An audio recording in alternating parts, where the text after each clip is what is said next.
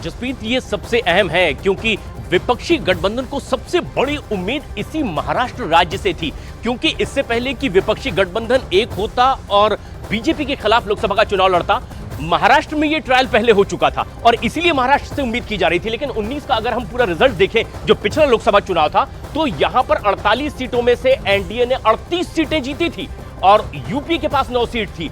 अब एनडीए के जो साथी थे, वो सबसे इंपॉर्टेंट बात है, इस एनडीए के साथी में बीजेपी और शिवसेना, वो शिवसेना जो उद्धव ठाकरे की अगुवाई में काम कर रही थी। बीजेपी ने 23 सीटें जीती थी, शिवसेना ने 13 सीटें जीती थी। लेकिन अब समीकरण बदलता दिखाई दे रहा है, क्योंकि शिवसेना का वो नाम और निशान अब उद्धव ठाकरे के पास नहीं है। वो बीजेपी के साथ शामिल हो गए। शिंदे गुट के कई ऐसे नेता, विधायक, सांसद बीजेपी के 23 थे, शिवसेना के 13 थे।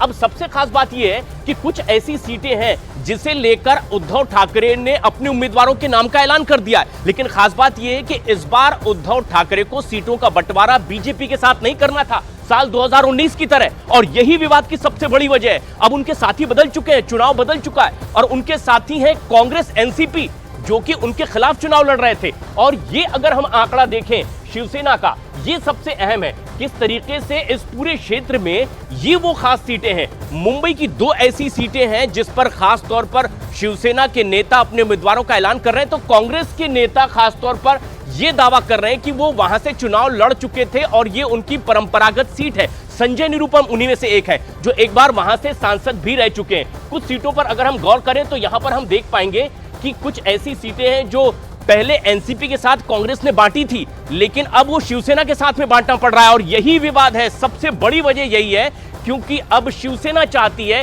क्योंकि वहां से उनके पहले सांसद रह चुके हैं, इसलिए उन्हें वो सीट मिलनी चाहिए, जबकि उनके खिलाफ कांग्रेस या एनसीपी के उम्मीदवार चुनावी मैदान में थे। लेकिन इस बार ऐसा नहीं है और ऐसी ही सीट एक सांगली की है। सबसे उम्मीदवार ऐसे जो मजबूत थे वहां शिवसेना के, उन्होंने अपने उम्मीदवार के नाम का ऐलान कर दिया। लेकिन कांग्रेस ये कहती कि पिछली दफा हम बहुत मजबूती से वहां से चुनाव लड़े थे और इसीलिए दावेदारी उनकी है। इससे पहले कि सीटों का ये पूरा बंटवारा हो पाता, अब वहां पर उम्मीदवारों के नाम का ऐलान होने लगा है। ये शिवसेना, जिनके पास में 5 सीटें, 5% का अब वो हिस्सा दिखाई दे रहा है, जो अब इंडी गठबंधन का हिस्सा है, कुछ ऐसे उम्मीदवार जो उन्होंने घोषित कर दिए हैं, अब उससे कांग्रेस नाराज है, क्योंकि कांग्रेस ये मानती है और जानती भी है कि पिछली दफा उनके उम्मीदवार जिस सीट से चुनाव जीते थे या हार भी गए थे, तो 2 नंबर पर रहने के कारण उनकी तैयारी अगले चुनाव के लिए, यानी इस 2024 की चुनाव की तैयारी थी। लेकिन इस बार उन्हें सीट नहीं मिल रही है और इससे पहले कि सीटों का बंटवारा होता, शिवसेना ने अपने उम्मीदवारों के नाम का ऐलान भी कर दिया और यही